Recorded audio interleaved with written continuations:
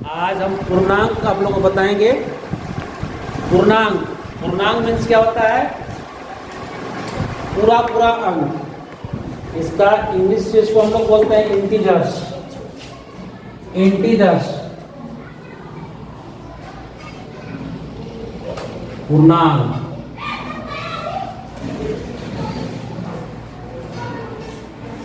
Integers इसमें सबसे पहले हम लोग को देखना क्या है कि प्राकृत संख्या के बारे में जानना है। प्राकृत संख्या का मतलब क्या होता है?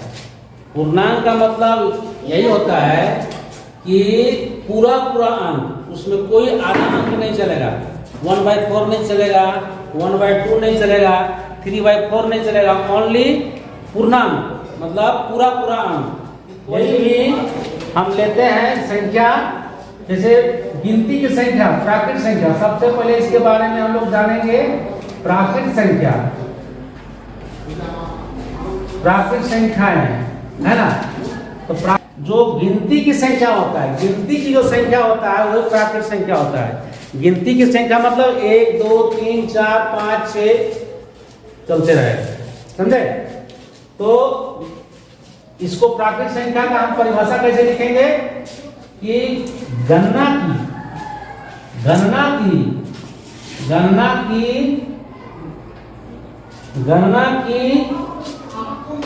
संख्याएं,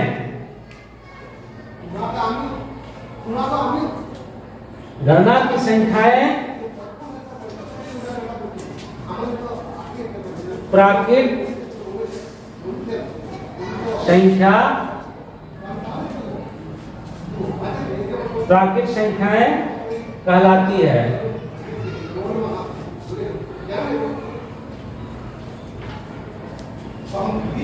जैसे 1 2 3 4 5 आदि, है ना। तो गिनती की संख्या को तुम लोगों को तुम्हारे बचपन इस क्लास में आने के पहले ही तुम लोग सुन चुका है, समझ चुका है। जैसे मान लो तुम्हारे उंगली में कितनी, तुम्हारे हाथ में कितनी उंगलियां हैं? 1 2 3 4 5। तो क्या तुमने स्कूल में तो नहीं सीखा? ये तो तुम जब तुम्हारी माँ जो है तुमको सिखाई, तुम्हारी माँ जो है तुमको सिखाई है। और मान लो तुमको तुम्हारे पास कितने हाथ हैं? 2 हाथ हैं। 2 हाथ को हमने सिखाया, वो तो हम स्कूल आने के पहले ही तुम लोग सीख चुका है। गिनती तो मान लो कि जब से तुमने बोलना शुरू किया उस समय से ही तुमने गिनती को समझा, लेकिन गणितीय रूप में तुमने अभी तक नहीं सीखा। 2 को 1 से जोड़ेंगे तो कितना होगा? 2 को 2 से गुना करेंगे तो कितना होगा? 2 को 2 से घटाव करेंगे तो कितना होगा? ये तुमने नहीं सीखा, वो मैं तुमको यहाँ अवधारणाओं में सिखाता हूँ। तो 2 की, जैसे कि पहला नंबर हमारा क्या है? देखो पहला नंबर क्या है? पूर्णांकों की तुलना। पूर्णांकों की तुलना का मतलब क्या होता है कि 2 पूर्णांक है, एक 2 है, एक 3 है। यस, 2 है और 3 है, इसमें बड़ा कौन है?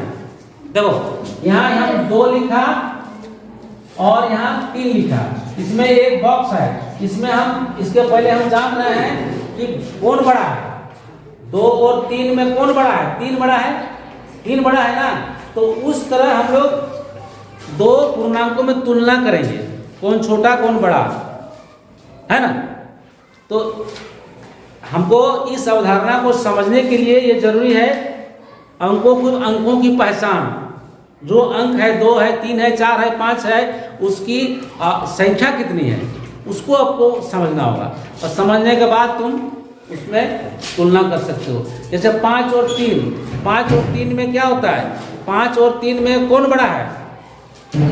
5 बड़ा है, 3 छोटा है, है?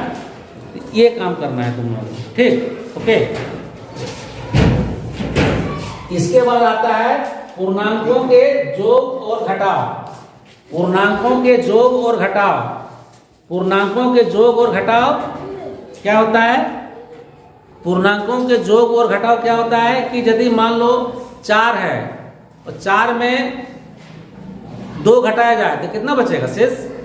2 बचेगा, क्योंकि 4 में ऐसे हम लोग क्या करेंगे, उसको 4 को 0, वहाँ 1 0 2 0 3 0 4 0, उसमें 2 को काट देंगे, मतलब 4 घटा 2 यानी 2, कितना बचा 1 2। इस तरह घटाव करना है, इस तरह घटाव करना है। उसी प्रकार जैसे कि 5 में घटेगा 4, तो इसका मतलब क्या करेंगे हम लोग, 5 को शून्य लिखेंगे और 5 को शून्य लिखने के बाद 4 को शून्य को काट देंगे, कितना शून्य बचा 1। इस प्रकार हम लोग जो है घटाव का काम सीखेंगे। उसी प्रकार जोड़ने का काम करो, देखो जोड़ोगे कैसे, जैसे कि जोग मतलब ऐड मतलब प्लस यानी जोग। जैसे हम लोग लेंगे, मान लो 5 जोड़ 6, तो 5 जोड़ 6 मतलब क्या, 5 और एक जगह 6, तो हम लोग इसको हम लोग एकदम स्टार्टिंग में करेंगे। कैसे करेंगे कि मान लो ये 5 को लेना है, 1 2 3 4 5 और फिर 6, 1 2 3 4 5 6, है ना। तो इसको टोटल गिनती करेंगे, 1 2 3 4 5 6 7 8 9 10 11। इस तरह से जोड़ को सीखना है, बहुत आसानी है, बहुत आसान है। अब तुम लोग कुछ प्रश्न जो है, उसके बाद आता है पूर्ण संख्या। पूर्ण संख्या क्या होता है, जोड़ेंगे शून्य को किसी भी संख्या से जोड़ेंगे तो उसका जोग में कोई परिवर्तन नहीं होगा। शून्य का मतलब होता है उसका वैल्यू कुछ नहीं होता है, लेकिन शून्य के बिना हमारा गणित नहीं चल सकता है। काहे कि पूर्णांक तब होता है जब प्राकृत संख्या के परिवार में हम लोग शून्य को शामिल करते हैं, 0 को मिलाते हैं, तब जा करके वो मेरा पूर्ण संख्या होता है ना। प्राकृत संख्या पूर्ण नहीं होता है, प्राकृत संख्या पूर्ण नहीं होता है। और जब 0 को हम लोग प्राकृत संख्या के परिवार में मिलाते हैं तो वो हमारा पूर्णांक बनता है, पूर्ण संख्या होता है। और हम किसी भी संख्या को 0 के बिना नहीं लिख सकते हैं। 0 बहुत जरूरी है। 0 जो है गणित का हीरो है, गणित का हीरो है। दाहिना साइड में बैठा देंगे किसी को, उसका बहुत मान बढ़ जाता है। जैसे 20 2 का दाहिना साइड में 0 बैठा दिए तो क्या होगा 20, है कि नहीं। अब बायां साइड में बैठेगा तो उसका वैल्यू कम होता है, समझे। इसको समझना है। और किसी भी संख्या से 0 को जोड़ेंगे तो उसका मान नहीं बदलता है, और किसी भी संख्या से 0 को घटाएंगे तो उसका मान नहीं बदलता है, संख्या वही रहता है, समझे। 0 की अवधारणा को समझ गए। पूर्णांकों का जोग और घटाव के प्रश्न में ये जोग वाला प्रश्न है और ये घटाव वाला प्रश्न है। हाँ, जैसे 5 घटाव 4 कितना होगा, 3 घटाव 2 कितना होगा। तो 2 को 0 से जोड़ेंगे तो 2 ही बनता है, और 2 को 1 से जोड़ेंगे तो 3 होगा, और 2 को 1 से घटाएंगे तो 1 होगा, 2 को 0 से घटाएंगे तो 2 ही होगा। देखो, ओके।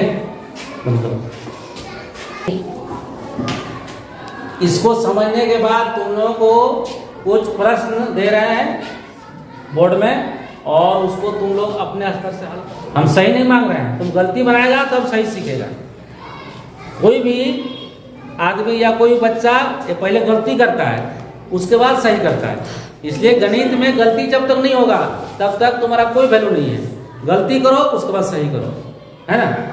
ओके, देखो पहला क्वेश्चन बोर्ड में कुछ प्रश्न दिए हैं। जो भी बच्चे इस वीडियो को देख रहे हैं वो हल करें और कमेंट में लिखें, कमेंट में उसका आंसर लिखें। ये प्रश्न देखो, बहुत ही सरल ढंग से दिखाया गया है और बहुत ही हल्का प्रश्न है।